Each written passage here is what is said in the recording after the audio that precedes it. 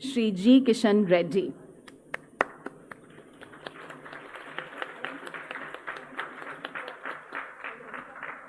Honorable Minister of Law and Justice and Minister of State for Culture and Parliamentary Affairs, Shri Arjun Ram Meghwal.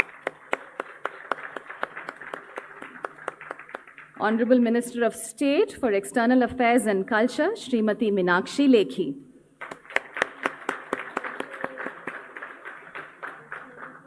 We have seated on the dais Chair, the Culture Working Group of India's G20 Presidency and Secretary, Ministry of Culture, Government of India, Shri Govind Mohan.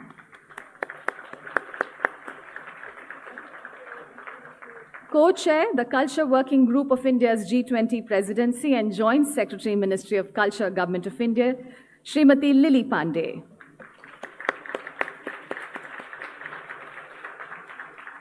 We have gracing the dais Shri Nagaraj Naidu, Joint Secretary, G20. Shri K.K. Basa, Director General, Archaeological Survey of India. We are also joined by Shri Gurmeet Chawla, Assistant Director General, Archaeological Survey of India. And Shri K.K. Yadav, Postmaster General, Varanasi, is going to be joining us very shortly. Ladies and gentlemen, once again, we extend a very warm welcome to Excellencies, distinguished delegates, to the Culture Ministers meeting under India's G20 presidency in Varanasi, the oldest living city in the world, a significant center of civilization for over 3,000 years, a city that reflects India's vibrant cultural legacy. Excellencies, distinguished delegates, we have reached the culmination of the fruitful working group meetings in Khajuraho, Bhubaneswar, Hampi, and Varanasi, and now we unite for the pivotal Culture Ministers meeting. We shall commence the day with a video statement from the Honorable Prime Minister of India, Shri Narendra Modi. Excellencies, ladies and gentlemen, Namaskar. Welcome to Varanasi, also known as Kashi. I am delighted that we are meeting in Varanasi, which happens to be my parliamentary constituency. Kashi is not just the world's oldest living city. Not far from here is Sarnath, where Lord Buddha delivered his first sermon. Kashi is said to be a city of Sugyan, Dharma, or Satya Rashi, a treasure chest of knowledge, duty, and truth. It is indeed the cultural and spiritual capital of India. I hope you have kept some time in your program to watch the Ganga Aarti, to visit Sarnath, and sample the delicacies of Kashi. Excellencies, culture has an inherent potential to unite. It enables us to understand diverse backgrounds and perspectives. And therefore, your work holds immense significance for entire humanity. We in India are very proud of our eternal and diverse culture.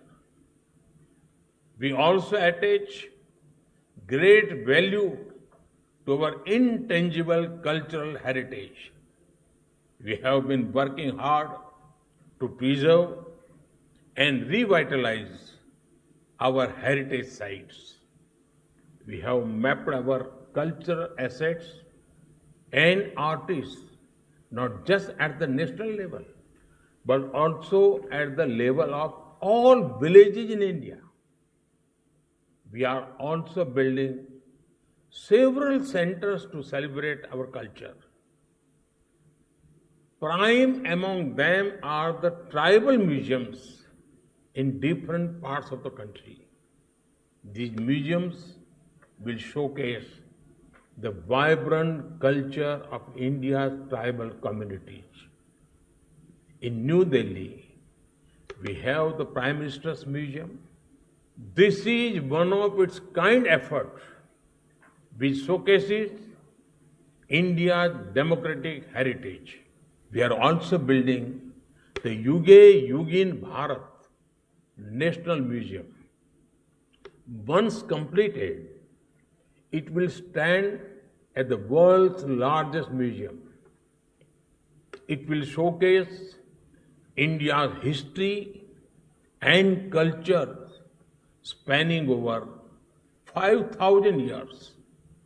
Excellencies, the issue of restitution of cultural property is an important one, and I welcome your efforts in this regard.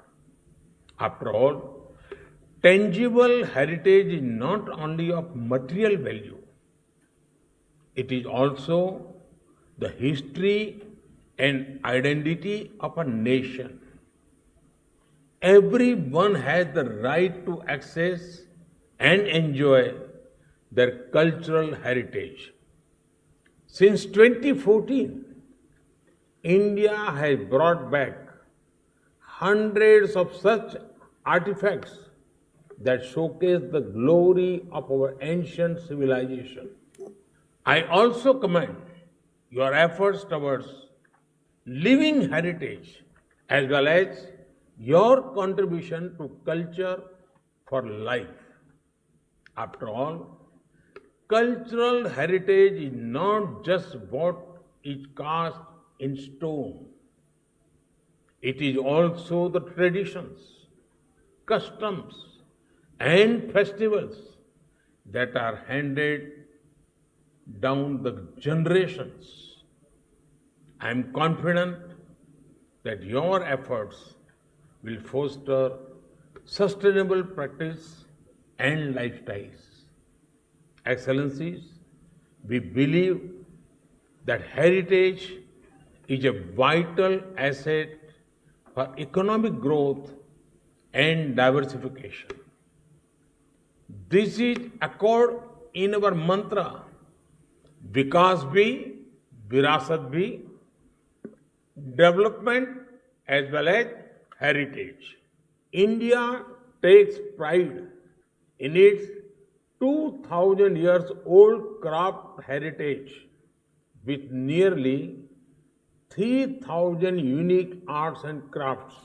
Our One District, One Product initiative showcases the uniqueness of Indian crafts while fostering self-reliance. Your efforts towards promoting cultural and creative industries hold profound significance. This will facilitate inclusive economic development and support creativity and innovation. In the coming month, India is going to roll out the PM Vishwakarma Yojana with an initial outlay of $1.8 billion. It will create an ecosystem of support for traditional artisans. It will enable them to flourish in their crafts and contribute to preservation of India's rich cultural heritage.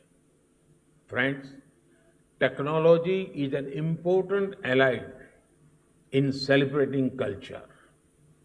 In India, we have National Digital District Repository.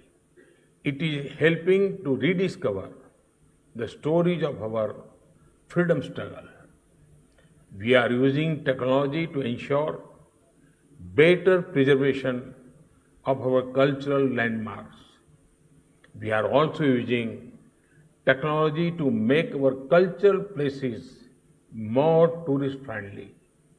Excellencies, I am glad that your group has launched the Culture Unites All campaign. It encapsulates the spirit of Vasudhaiv Kutumbakam, one earth, one family, one future. I also commend the pivotal role you are playing in to shape a G20 action plan with tangible outcomes. Your work reflects the importance of the four C's: culture, creativity, commerce, and collaboration. It will enable us to harness the power of culture to build a compassionate, inclusive, and peaceful future.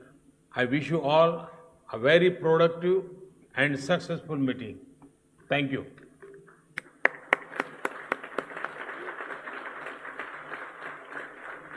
We thank the Honorable Prime Minister of India for his video statement. And with that, ladies and gentlemen, it is now my privilege to request Shri G. Kishan Reddy, Union Minister for Tourism, Culture and Development of Northeast Region, to please render the welcome remarks. Sir. Good morning. Namaskar. Respected culture ministers of G20 member nations and guest nations, respected representatives of international organizations, excellencies, ladies and gentlemen, brothers and sisters. I am filled with immense pleasure and pride to welcome to India for this Culture Ministers meeting under India's G20 presidency here in this beautiful city of Varanasi. As one of the world's oldest continuously living cities, Varanasi stands as a testament to India's rich cultural heritage. Being the spiritual heart of the India and a cultural capital of India, Varanasi is a symbol of our nation's rich cultural heritage. Our nation's dating back several thousands of years as a eternal city of the Ganga, Varanasi captures the confluence of culture, arts, traditions, making it fitting backdrop for this meeting. Honorable Prime Minister of Sri Narendra Modi ji, elected representative from Varanasi as a parliament member from this area. Dear Excellencies, in a world rich with diversity, our shared cultural heritage is the thread that binds to all. It allows us to acknowledge and respect our differences while celebrating humanity. Culture is much more than a geographic or social differentiator. It is the unique and vibrant expressions, our experiences, comprising the customs, values, languages, and arts that define us. Friends, the discussions and deliberations that have taken place as a part of culture working group meetings and the global thematic webinars on the priorities articulated by India's G20 presidency have been both remarkable and inspiring. Each of these priorities is a piece of the larger puzzle, one that forms a picture where cultural heritage is both a pillar of the past and the pathway to the future. We have progressed from identifying and deliberating the four priorities to advance towards the action-oriented outcomes that would be a significant step in placing culture at the heart of global policy making. The journey, which has been inclusive and collaborative, has brought us to this pivotal moment in our timeline, the Culture Minister meeting. Excellencies, in 2020, under Saudi Arabia's presidency, the G20 recognized cultural integral role, especially when the pandemic revealed the sector's weakness. The following year, Italy championed the cause, leading to the historic Rome Declaration at the inaugural G20 Culture Ministers meeting, emphasizing culture's crucial role in sustainable development and climate change solutions. Indonesia took this agenda forward in 2022 with the Bali Leaders Declaration, which reformed the significance of culture as an enabler and driver of sustainable development. Today, we commit to nurturing and expanding this vision, recognizing the transformative power of culture. The discussions and deliberations that have taken place as a part of the Culture Working Group meeting and the global thematic webinars on priorities articulated by India's G20 presidency have been both remarkable and inspiring. Our work, however, would not have reached this point without invaluable contributions from the esteemed G20 member nations.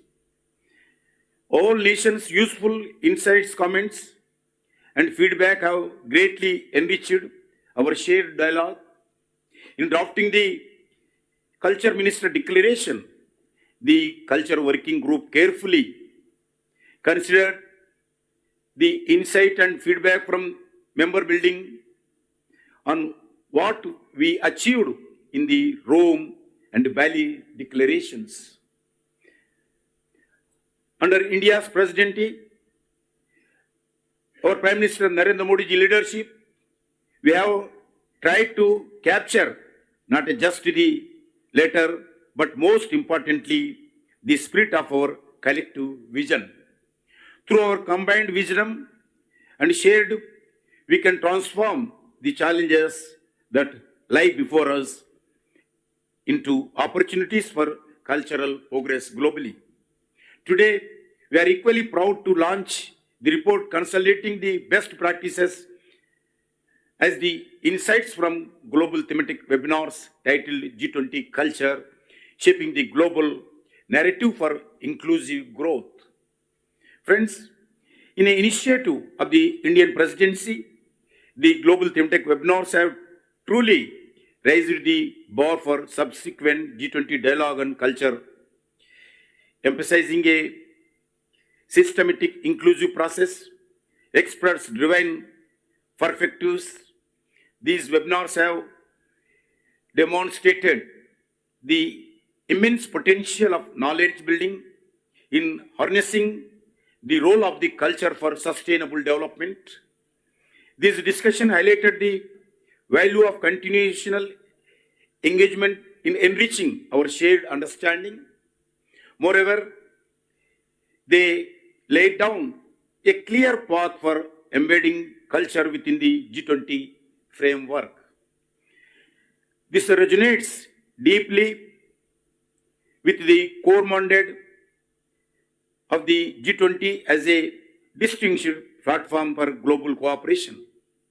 The report, therefore, stands as a pivotal achievement of G20 presidency. As we gather today, let us remember the power of our shared culture legacy. Let it guide our decisions and actions as we move forward. In our proceedings today, I urge you all to remember the huge potential that culture holds towards the sustainability. I am confident that our collective strength and wisdom will carry us forward towards our common goals. We have the ability to make culture a strong pillar of a mutual understanding, promoting international collaboration and harmony. This is how it brings us closer in its unique way. weaving an intricate web of humanity and shaping a society that more inclusive, forward-thinking, and rich, diverse. Before I conclude, I would like to express once again my deepest appreciation to each and every one of you for your commitment and dedication. Together, let us shape the world we envision, which is rooted in respect, nurtured by diversity, and thriving in unity. Let us collective efforts pave the way for a future there, and culture is not just a part of our identity, but a driving force for sustainable development, social inclusion, and global harmony. Friends, I once again welcome to India from all the G20 country delegates. Thank you. Jai Hind.